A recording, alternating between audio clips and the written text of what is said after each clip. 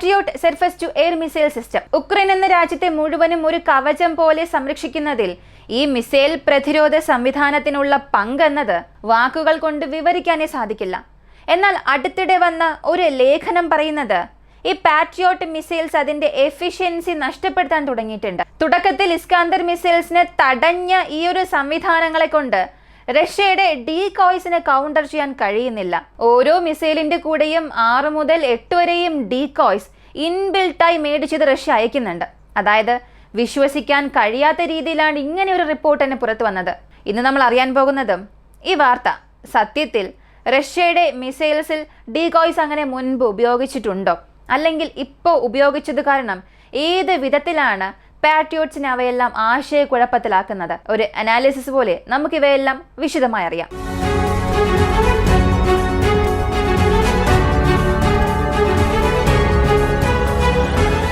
Patriot surface to air missile system America സൃഷ്ടിച്ചതിൽ വെച്ച് one of the best surface to air missile system എന്ന് വേണമെങ്കിൽ പറയാം. ഉക്രൈനിലേക്ക് ഇത് വന്നതിന് ശേഷം അതിന്റെ മാർക്കറ്റ് വാല്യൂ വർദ്ധിച്ചു. മാത്രമല്ല റഷ്യയുടെ വെപ്പൺസിനെതിരെ എങ്ങനെയെല്ലാം ഇതിനെ കൊണ്ട് പ്രവർത്തിക്കാൻ കഴിയുമെന്നുള്ള ചില യഥാർത്ഥ വാർത്തകളും വ്യാജ വാർത്തകളും പുറത്തു വന്നിരുന്നു. യഥാർത്ഥ വാർത്തയെക്കുറിച്ച് അറിയുകയാണെങ്കിൽ റഷ്യയുടെ Su-34 വിമാനങ്ങളെ വീഴ്ത്തി, റഷ്യയുടെ ചില Su-35 വിമാനങ്ങളെ വീഴ്ത്തിയതായി പറയുന്നു.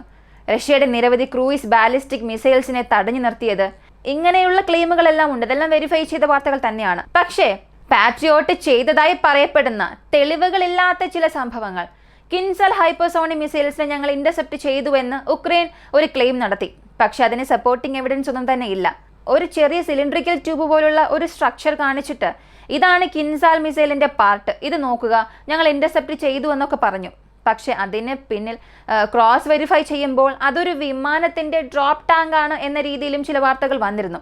അപ്പോൾ കിൻസാൽ മിസൈലിനെ ഇന്റർസെപ്റ്റ് ചെയ്തു എന്ന്, അതും പാട്രിയോട്ട് ഉപയോഗിച്ച് ഇന്റർസെപ്റ്റ് ചെയ്തു എന്ന് ഉക്രൈൻ അവകാശപ്പെടുന്നുണ്ട്. പക്ഷേ റഷ്യ, അമേരിക്ക ഇവരൊന്നും ഇത് ഒഫീഷ്യലായി കൺഫേം ചെയ്തിട്ടില്ല. അതിനൊരു കഴിവുണ്ട്, ഒരു പക്ഷെ ഡിഫൻഡ് ചെയ്തിട്ടുണ്ടാകാം എന്നൊക്കെ പറയുന്നതല്ലാതെ സപ്പോർട്ട് ചെയ്യാനായി എവിഡൻസുകളൊന്നും തന്നെ ഇല്ല. ഇനി പാട്രിയോട്ടിനെ സംബന്ധിച്ചിടത്തോളം പാട്രിയോട്ട് എന്നല്ല, ഏതൊരു മിസൈൽ പ്രതിരോധ സംവിധാനവും എങ്ങനെയാണ് ഒരു ടാർഗറ്റിനെ ഫൈൻഡ് ചെയ്യുക എന്ന് ചോദിച്ചാൽ റഡാർ ഉപയോഗിച്ചാണ് ചെയ്യുക. എല്ലാവർക്കും അറിയാവുന്ന കാര്യമാണ്. എന്നാൽ ഇതിൽ 2 പ്രധാനപ്പെട്ട മോഡ് ഉണ്ട്. ഒന്നാമത്തേത് ലോയർ ലെവലിൽ വരുന്ന ത്രെഡ്സിനെ ഐഡന്റിഫൈ ചെയ്യുന്നതിന് വേണ്ടിയും മറ്റൊന്ന് ഹയർ ആൾട്ടിറ്റ്യൂഡിൽ വരുന്ന ത്രെഡ്സിനെ ഐഡന്റിഫൈ ചെയ്യുന്നതിന് വേണ്ടിയും മൾട്ടി ഫ്രീക്വൻസി ബാൻഡ് വിഡ്ത്ത് ഇവർ ഉപയോഗിക്കും. ഇങ്ങനെ ഉപയോഗിക്കുമ്പോൾ ഈ റഡാറുകൾക്ക് ചില പ്രത്യേക ലക്ഷ്യങ്ങളെ ഫൈൻഡ് ചെയ്യുന്നതിൽ മികച്ച രീതിയിൽ പ്രവർത്തിക്കാൻ സാധിക്കും.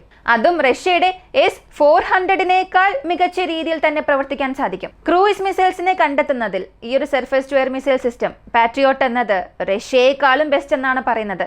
അതിനനുസരിച്ച് പോലെ തന്നെ റഷ്യയുടെ പല സ്റ്റെൽത്ത് മിസൈൽസിനെ പോലും ഈ പാട്രിയോട്ട് സംവിധാനം ഡൗൺ ചെയ്തിട്ടുണ്ട്.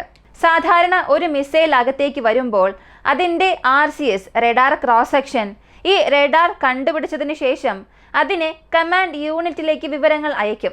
ഈ പാട്രിയോട്ട് സോഫ്റ്റ്വെയർ റഷ്യയെ കൊണ്ട് ഇപ്പോഴും ഡീകോഡ് ചെയ്യാൻ സാധിച്ചിട്ടില്ല. കാരണം അത്രത്തോളം അതിൻ്റെ സോഫ്റ്റ്വെയർ ഇങ്ങനെ അപ്ഡേറ്റ് ചെയ്തുകൊണ്ടിരിക്കുകയാണ്.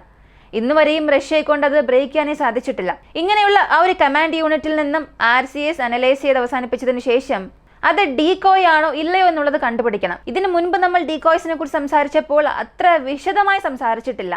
അതങ്ങനെ വന്നു, ഇങ്ങനെ അറ്റാക്ക് ചെയ്തു, വിവരങ്ങൾ എടുത്തു, ഇക്കാര്യങ്ങൾ മാത്രമേ പറഞ്ഞിട്ടുള്ളൂ. ഡിക്കോയ് കോൺസെപ്റ്റിനെ കുറിച്ച് നമ്മൾ അധികം സംസാരിച്ചിട്ടില്ല, ഒരു ക്ലാരിഫിക്കേഷൻസും നൽകിയിട്ടില്ല. സത്യത്തിൽ ഈ ഡിക്കോയ്സ് എങ്ങനെ പ്രവർത്തിക്കുമെന്ന് ചോദിച്ചാൽ, സാധാരണ ഡിക്കോയ് എന്ന് പറയുമ്പോൾ തന്നെ പലരുടെ മനസ്സിൽ വരുന്നൊരു ഇമാജിനേഷൻ ഒരു മിസൈൽ പോലുള്ള മറ്റൊരു മിസൈൽ അകത്തേക്ക് വരും, അല്ലെങ്കിൽ ആ മിസൈൽ പോലെ റഡാർ പ്രൊഫൈലുള്ള മറ്റൊരു മിസൈൽ അകത്തേക്ക് വരും. ഇങ്ങനെയാണോ എന്നൊക്കെ ചോദിച്ചാൽ ഇങ്ങനെ രണ്ടുമല്ല.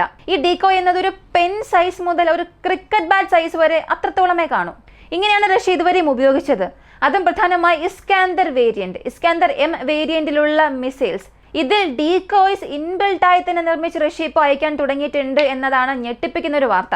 സാധാരണ ഡീകോയ്സ് എന്നത് ഒരു മിസൈൽ ലോഞ്ച് ചെയ്യുന്ന സമയത്ത് അതിനെ പാരലായി തന്നെ ലോഞ്ച് ചെയ്യപ്പെടും. അങ്ങനെ അല്ലെങ്കിൽ ഒരു ആൾട്ടിറ്റ്യൂഡിൽ വരുമ്പോൾ അതിനെ ഡ്രോപ്പ് ചെയ്യും. എന്നാൽ ഒരു മിസൈലിനുള്ളിൽ ഇൻബിൽട്ടായി വെച്ച് അത് ഉപയോഗിച്ച രീതിയിൽ റഷ്യ അങ്ങനെ ഉപയോഗിച്ച രീതിയിലൊന്നും വിവരം പുറത്തു വന്നിട്ടില്ല. ഇതിനു മുമ്പ് ചില മിസൈലുകളിൽ ഫ്ലേസ് റിലീസ് ചെയ്തിരുന്നു.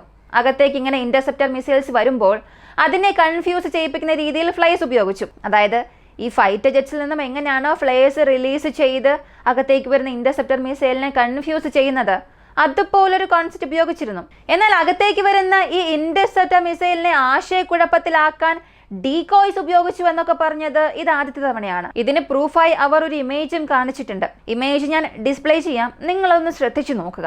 ഇത് എങ്ങനെയാണ് ഒരു പ്രൂഫായി മാറിയെന്നുള്ളത് ഞാൻ അവസാനം പറയാം.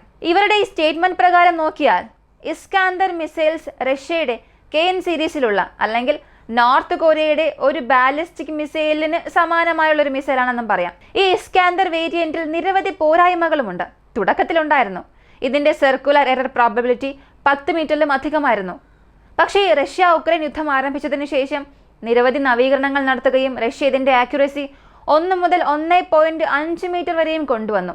അതുകൊണ്ട് തന്നെ ഹൈ വാല്യൂ ടാർഗറ്റ്സിനെ ആക്രമിക്കുന്നതിൽ ഇതൊരു പ്രായോഗികമായ സംവിധാനമാണ്.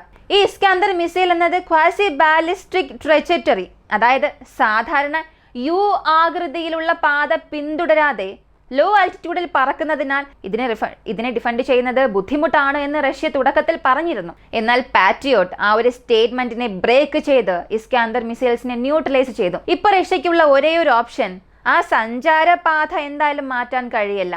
കാരണം അതൊരു ഷോർട്ട് റേഞ്ച് ബാലിസ്റ്റിക് മിസൈലാണ്. സഞ്ചാരപാത മാറ്റിയാൽ അതിനെ ഒരു ക്രൂയിസ് മിസൈൽ കാറ്റഗറി ആക്കി മാറ്റണം, അല്ലെങ്കിൽ മറ്റൊരു അപ്ഗ്രേഡഡ് വേരിയന്റിലേക്ക് പോകണം. എന്നാൽ അതിനുള്ള സമയമൊന്നും ഇല്ല. ഇതേ മിസൈൽ വെച്ച് തന്നെ ആക്രമിക്കണം, ഇതേ ട്രജക്ടറിയിൽ തന്നെ പോവുകയും വേണം. പക്ഷെ പാട്രിയോട്ട് ഇന്റർസെപ്റ്റ് ചെയ്യാനും പാടില്ല. അപ്പോൾ ഒരേ ഒരു വഴി മാത്രമേ ഉള്ളൂ. ഒരാളെ അയക്കേണ്ട സമയത്ത് ഒരു 10 പേരെ അയക്കുക. എന്നാൽ 10 മിസൈൽസിനെ ഒരേ സമയത്ത് ഫയർ ചെയ്താൽ ഈ 10 മിസൈൽസിനെയും പാട്രിയോട്ട് ഡിഫെൻഡ് ചെയ്യാൻ തുടങ്ങും. തുടക്കത്തിൽ ഈ ഇലക്ട്രോണിക് കൗണ്ടർ മെഷേഴ്സ് അപ്ഗ്രേഡ്സ് കുറവായിരുന്ന സമയത്ത് പാട്രിയോട്ടിനെ കൊണ്ട് വളരെ എളുപ്പത്തിൽ തന്നെ ഇസ്കാന്ദർ മിസൈൽസിനെ ഇന്റർസെപ്റ്റ് ചെയ്യാൻ തുടങ്ങി. അപ്പോഴാണ് റഷ്യയ്ക്ക് ഒരു കാര്യം മനസ്സിലായത്, ഇവിടെ ഡീകോയ്സിന്റെ എണ്ണം വർദ്ധിപ്പിക്കണം. ഇപ്പോൾ ഒരു മിസൈൽ അയക്കുന്ന സമയത്ത് ഒരു 6 മുതൽ 8 വരെയുള്ള ഡീകോയ്സ് അയച്ചാൽ അതിൻ്റെ ഇന്റർസെപ്ഷൻ റേഷ്യോ, ഈ ന്യൂട്രലൈസ് ചെയ്യുന്നതിൻ്റെ സാധ്യത 10ൽ 1 മാത്രമേ ആയിരിക്കൂ. അതായത് ഒരു 10 ഇന്റർസെപ്റ്റാർ ഫയർ ചെയ്താൽ മാത്രമേ ഒരു ഇസ്കാന്ദർ മിസൈലിനെ ഡൗൺ ചെയ്യാൻ സാധിക്കും. അപ്പോൾ ആ 10 ഇന്റർസെപ്റ്റാറിൻ്റെ വില എടുത്ത് നോക്കിയാൽ നമുക്ക് 3 ഇസ്കാന്ദർ മിസൈൽസ് വാങ്ങാൻ കഴിയും.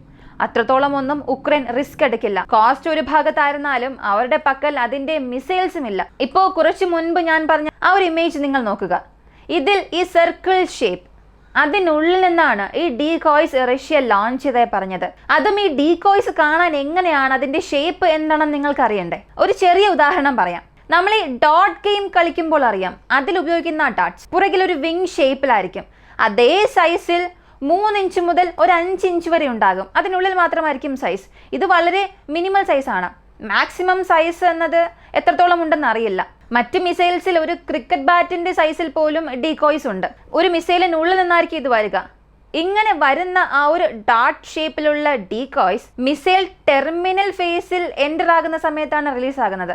അതായത് ക്വാസി ബാലിസ്റ്റിക് ട്രജക്ടറിയിൽ നിന്നും അതിന്റെ ഫൈനൽ ഫേസിലേക്ക് വരുമ്പോൾ മൾട്ടിപ്പിൾ ഡയറക്ഷനിലേക്ക് ആകാശത്തിൽ തന്നെ ഇത് ചിതറിക്കപ്പെടുന്നു. ഇങ്ങനെ ചെയ്യുമ്പോൾ സംഭവിക്കുന്നത് അകത്തേക്ക് വരുന്ന ആ മിസൈലിന്റെ റഡാർ പ്രൊഫൈൽ ഈ ഡീകോയ്സ് എല്ലാം മിമിക് ചെയ്യാൻ തുടങ്ങും, അനുകരിക്കാൻ തുടങ്ങും. ഇപ്പൊ പെട്ടെന്ന് ഒരു പ്രദേശത്ത് 8ലധികം മിസൈൽസ് ഒരുമിച്ച് വരുമ്പോൾ ഉക്രൈനെ കൊണ്ട് അത് ഗസ് ചെയ്യാൻ സാധിക്കില്ല. ഇവർ എത്ര തന്നെ അവരുടെ ഇലക്ട്രോണിക് കൗണ്ടർ മെഷേഴ്സ് ഇൻക്രീസ് ചെയ്താൽ പോലും അത് ആക്റ്റീവ് ഗൈഡൻസ് സിസ്റ്റം അകത്തേക്ക് കൊണ്ടുവരുന്നില്ല. GPS ഉപയോഗിച്ചിട്ടുണ്ട്. എന്നാൽ GPS ഫെയിൽ ആയാലും അതിന്റെ ഇനേർഷ്യൽ നാവിഗേഷൻ സിസ്റ്റംസോ അതിൽ ഉപയോഗിച്ചിട്ടുള്ള റിംഗ് ലേസർ ഗൈറോസ്കോപ്പ് ഉപയോഗിച്ച് അത് ടാർഗറ്റിനെ നോക്കി വരാൻ സാധിക്കും. അപ്പോൾ ഇവിടെ GPS കട്ട് ചെയ്താലും ആ മിസൈലിന്റെ സിഗ്നൽ കട്ട് ചെയ്തത് താഴെ വന്നുകൊണ്ടിരിക്കുമ്പോൾ ഉക്രൈനെ കൊണ്ട് അതിനെ ഇന്റർസെപ്റ്റ് ചെയ്യാൻ ബുദ്ധിമുട്ട് വർദ്ധിക്കും. ഈ ഡീകോയ്സിനെ ന്യൂട്രലൈസ് ചെയ്യണോ, അതോ അകത്തേക്ക് വരുന്ന ഇസ്കാന്ദർ മിസൈലിനെ ന്യൂട്രലൈസ് ചെയ്യണോ? ഇങ്ങനെ ഒരു വലിയ കൺഫ്യൂഷൻ തന്നെ ഉണ്ടാകും. ചിന്തിച്ച് തീരുമാനം അവർ എടുക്കുന്ന ആ ഒരു സമയത്തിനുള്ളിൽ തന്നെ ഇസ്കാന്ദർ മിസൈൽ താഴെ വന്ന് സ്ട്രൈക്ക് ചെയ്യും. അപ്പോൾ ഒന്ന് ചിന്തിച്ച് നോക്കുക, ഒരു മിസൈലിന്റെ കൂടെ ഒരു 6 മുതൽ 8 വരെ ഡീകോയ്സ് വരുന്നുണ്ട്. 8 എന്ന് തന്നെ ചിന്തിക്കുക. ഒരു സ്ഥലത്ത് പാട്രിയോട്ടിനെ റഷ്യ ന്യൂട്രലൈസ് ചെയ്തു, അല്ലെങ്കിൽ ഉക്രൈന്റെ ഒരു പ്രധാനപ്പെട്ട കമാൻഡ് സെന്ററിനെ ആക്രമിക്കാൻ വരികയാണെങ്കിൽ പാട്രിയോട്ടിനെ റഷ്യ ന്യൂട്രലൈസ് ചെയ്യാൻ വരികയാണ്, അല്ലെങ്കിൽ ഉക്രൈന്റെ ഒരു പ്രധാനപ്പെട്ട കമാൻഡ് സെന്ററിനെ ആക്രമിക്കാൻ വന്നാൽ അവിടെ ഒരു 3-4 ഇസ്കാന്ദർ മിസൈൽസിനെ ലോഞ്ച് ചെയ്യണം. അപ്പോൾ ഈ 4 മിസൈൽസിന്റെ കൂടെയും ഡീകോയ്സ് അയക്കണം. ഓരോ മിസൈൽസിന്റെ കൂടെയും 8 ഡീകോയ്സ് വരണം. അങ്ങനെ ആകുമ്പോൾ ഏകദേശം 32 ഡീകോയ്സ് അവിടെ വരുന്നുണ്ട്. ഒരു 30 ഡീകോയ്സ് എന്ന കണക്ക് വെച്ചാൽ പോലും ഈ മിസൈലിന്റെ കൂടെ ഡീകോയ്സും ചേർന്ന് വരുമ്പോൾ ഉക്രൈനെ കൊണ്ട് വിഷ്വലി കൺഫേം ചെയ്യാൻ സാധിക്കില്ല. റഡാർ പ്രൊഫൈൽ എടുത്തു വെച്ച് RCS കണ്ടുപിടിക്കുക, ഏതാണ് ഡീകോയ്, ഏതാണ് ഒറിജിനൽ മിസൈൽ എന്നൊക്കെ കണ്ടുപിടിക്കുന്നതിനുള്ളിൽ അവിടെ എല്ലാം തന്നെ അവസാനിക്കും. ഇതാണിപ്പോൾ ഉക്രൈൻ ഒരു വലിയ തലവേദനയായി മാറിയിരിക്കുന്നത്. ഇതിനെ അപ്പോൾ കൗണ്ടർ ചെയ്യാൻ മറ്റു വഴികളൊന്നും ഇല്ല. ഇങ്ങനെ മിസൈലിൽ നിന്നും ഡീകോയ്സ് ലോഞ്ച് ആകുമ്പോൾ അതിനെ ഒന്നും ന്യൂട്രലൈസ് ചെയ്യാൻ സാധിക്കില്ല എന്ന് ചോദിച്ചാൽ, ഇന്ന് വരെയും ഈ ഷോർട്ടസ്റ്റ് ടൈമിനുള്ളിൽ ഡീകോയ്സിനെ കണ്ടുപിടിക്കാനുള്ളൊരു സാങ്കേതിക വിദ്യ റഡാർ പ്രൊഫൈൽ കണ്ടുപിടിച്ച് അതിന്റെ കൗണ്ടർ മെഷേഴ്സ് ഒക്കെ നിർമ്മിക്കാൻ പാട്രിയോട്ടിൽ ഒരുപാട് അപ്ഗ്രേഡ് ചെയ്തിട്ടുണ്ട്. അങ്ങനെ അപ്ഗ്രേഡ് ചെയ്തതിനു ശേഷമാണ് 1-2 ഇസ്കാന്ദറിനെ ഇന്റർസെപ്റ്റ് ചെയ്യാൻ കഴിഞ്ഞത്. പക്ഷെ ഇത് മതിയാകില്ല. ഇതുപോലെ പോവുകയാണെങ്കിൽ ഇന്റർസെപ്ഷൻ റേഷ്യോ എന്നത് വീണ്ടും കുറയും. റഷ്യ അടുത്ത ഘട്ടമായി ആന്റി ജാമിംഗ് ഫംഗ്ഷൻസ് കൊണ്ടുവരും. അതായത് ഇലക്ട്രോണിക് കൗണ്ടർ മെഷേഴ്സിനെതിരെ പ്രവർത്തിക്കുന്ന രീതിയിലുള്ള ഫംഗ്ഷൻസ് കൂടിയുള്ള മിസൈൽസ് എല്ലാം അയക്കുകയാണെങ്കിൽ, അതിനെ കൂടുതലായും അയച്ചാൽ ഉക്രൈനെ കൊണ്ടൊന്നും ഡിഫെൻഡ് ചെയ്യാൻ സാധിക്കില്ല.